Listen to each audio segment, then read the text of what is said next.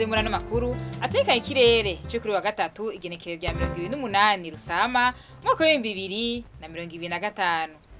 Mu gitondo haritezwe ikirere kirimwo ibicu vyinshi mu ntara za Mwaro, Bubanza, Muramvya, Kayanza na Ngozi. Mu zintara zisigaye hitezwe ikirere kirimwo izuba n'ibicu bike bike. Ahazoba hakanye gusumba handi ni mu ntara za Bururi, Gitega na Ngozi, ibipimo vyo bifuza Celsius 13.